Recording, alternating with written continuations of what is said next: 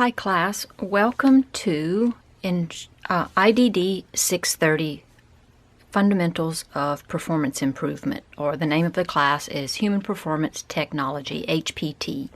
This is the textbook that we'll be using, the third edition of Fundamentals of Performance Improvement, and the thing you need to know about this textbook is that rather than trying to memorize the contents in this book, which would be kind of impossible, it's a pretty meaty sized book, but to treat it more like a cookbook or a handbook for when you start practicing some of the fundamentals of performance technology.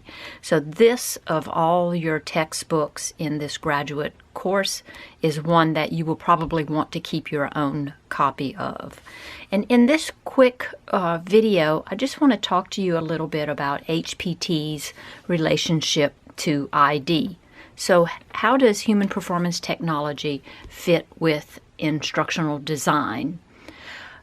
Smith and Reagan position that design is distinguished from other forms of instructional planning by the level of precision, caring, and expertise that is employed in the planning, development, and evaluation process.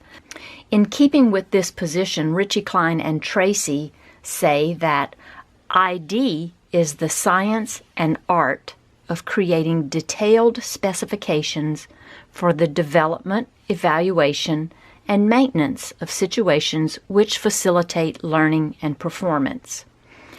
So, some of the most frequently cited fields that are foundational to performance improvement are psychology, systems theory, organizational development, instructional design systems, of course, and communication theory.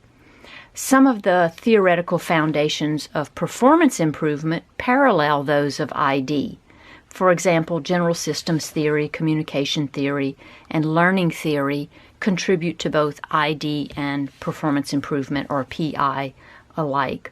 And so I'm taking this information from a book written by Ritchie, Klein, and Tracy in 2014, and it's called The Instructional Design Knowledge Base, Theory, Research, and Practice. I will put the citation in the announcement so that you can get that book for yourself if you want it. So let's talk a little bit about organizational development theory, which also influences performance improvement. Similar to performance improvement, organizational development centers on results by emphasizing an organization's mission and objectives.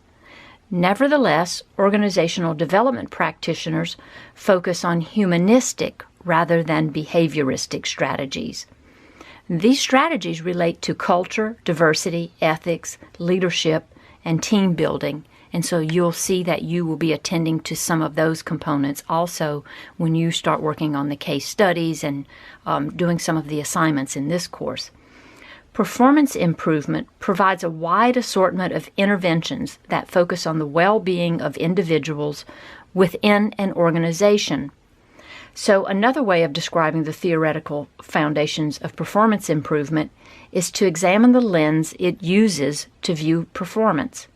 So according to Rosenberg, there appears to be great general agreement that HPT ultimately stems from the work of a number of behavioral psychologists. As a result, early approaches to performance improvement focused mainly on individuals and the processes they use to accomplish a task or job. So while still concerned with individual accomplishment, performance improvement today is also focused on more systems-wide improvement. Organizational performance is at that broadest viewpoint, or the highest level viewpoint. Newer frameworks that center on the social-cultural aspects of performance improvement, to include complex group and organizational structures, have recently been introduced into the PI literature. Okay, so let's take a look at the textbook to see, and you'll be able to see just from the table of contents, and I'll point out a few pages to you about this book. So my goal in this video is to sort of help you situate yourself cognitively when jumping from a focus on instructional design to now performance improvement.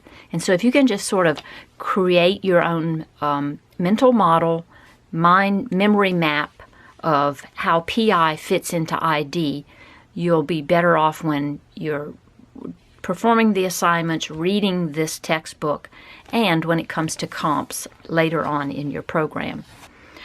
What I want to point out to you right now is this list of performance support tools. And I'm going to flip over to that page, to the list of performance support tools, and just briefly mentioned what this means. So the way that you could look at what these performance support tools are is this is your toolbox. All of these things are your toolbox, and there's more on the second page. I don't want to knock my camera tripod over. But there's more on the second page. So what you have here are some already pre-made templates, forms, flowcharts, intervention strategies. So while these are not really prescriptive, they are frameworks, detailed frameworks for helping you to perform human performance technology. The next thing that I want to point out to you is this overview of the theoretical foundations of performance improvement. So these theoretical foundation of performance improvement are a theoretical history of who has done what has contributed to the field of HPT.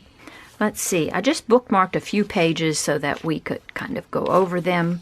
Yes, so this chart is the performance improvement model. So this is the HPT model that talks about the performance analysis. It sort of puts things in boxes because, you know, IDDers and HPT experts love a good flow chart and a diagram. And so this is a change management flow chart, and because change management is very much a part of what HPT professionals do. You have your analysis, intervention selection, and then intervention implementation and maintenance. And then, of course, once you put a project into place or an intervention into place, you always want to make sure that you have an evaluation component so that you can make sure that it is actually still working. Table 2.1 is an overview of intervention categories. So intervention categories that are relevant to learning, performance support, job analysis and work design, personal development, human resource development, organizational communication, organizational design and development, and financial systems. Oh, I love this page because this page, let me get this figured out over here, right here. When to use what? So this is on page 128, and you will be reading all of these pages. It's required. The whole book is required reading. When to use what? And I like a chart like this, you know, so it might behoove you to sort of copy out this chart yourself in your notebook and start thinking about when you're going to start using certain kinds of techniques. For instance, you use this technique, you can use extant data analysis to find out about the actual state. So the header here is to find out about an organization or an environment, but not to determine the desired state. You would conduct a needs analysis to find out about the desired state. So that's how you use this chart. That's linking basic analysis techniques to purpose.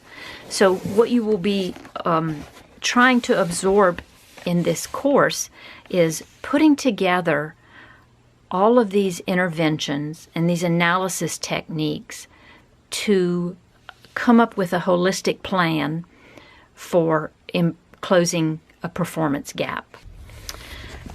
So I just wanted to give you a little bit of an overview about the book, say hi to you, and welcome you to the class. I'm really excited about this class.